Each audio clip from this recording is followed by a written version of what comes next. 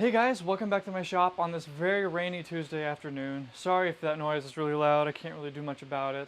Today I wanted to go over one of the most common projects that I have come through here, and that is dimensional lettering.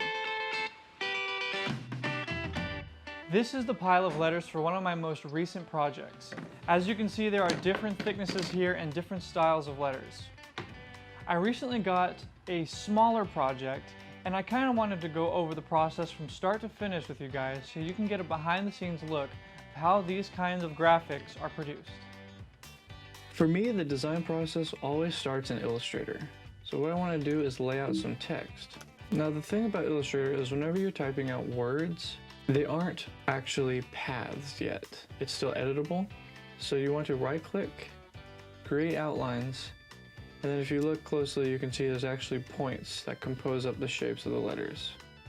Now this font is pretty easy to cut out on the CNC because there's no overlap.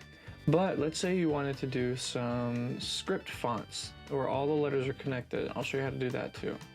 So again, I have to go and outline the text. But because the letters are overlapping, you see these little sections here between the letters? This means it is not all one shape. It means there's some overlapping shapes. And if I take this directly over to the CNC, it's going to try to take the router bit along this path, cutting into the letters, which is a problem. So all you have to do for these is select it and then use Pathfinder to join them all. And that turns it all into one shape, so you don't need to worry about it. This here is the file for my current project. Now to cut this out, I'm going to use an 1/8 inch end mill. And that's important to know before you start designing this project, because that determines how small you can make your letters and whatnot. So this right here is an 1/8 inch circle, and this represents the width and the diameter of the bit that I'm using. So in Illustrator, you can see it doesn't quite fit up into that corner. So whenever the CNC tries to cut out this path, it's going to follow along the outside of the vector line until it hits that corner, and then it's going to stop right there, because if it tries to cut all the way into the corner, it's going to cut into the material that is actually part of the letters.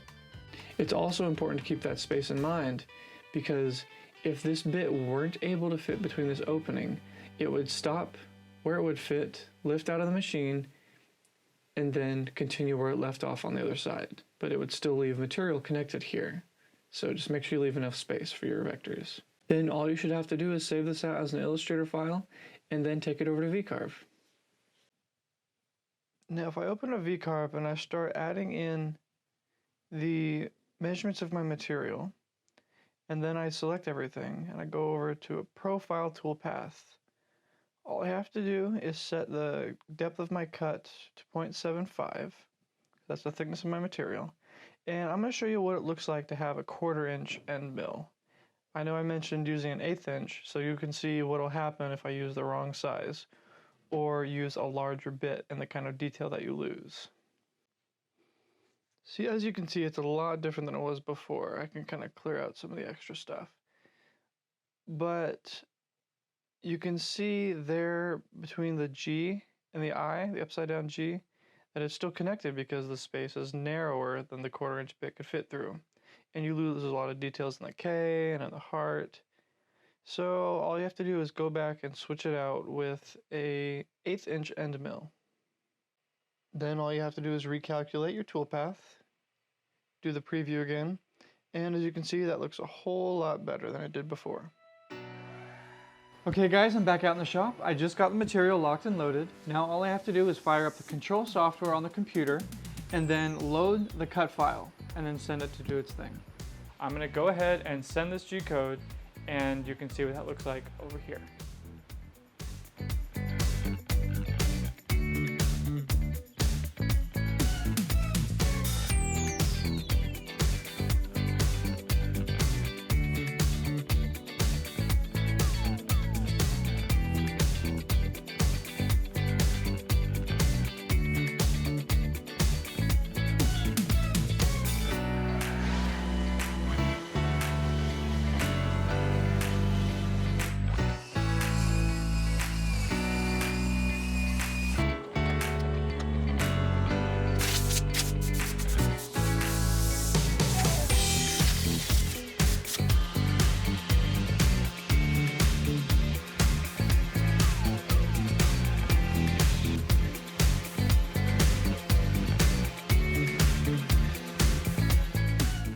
you have it. That's all that really goes into making these dimensional lettering. I do a lot of them, but I'm always really excited to see how they turn out. If you guys know anyone who might be interested in getting some of these done, go ahead and share this video with them and tell them to get in touch with me. Thanks again for watching, and if you liked it, go ahead and like and subscribe. See you guys later.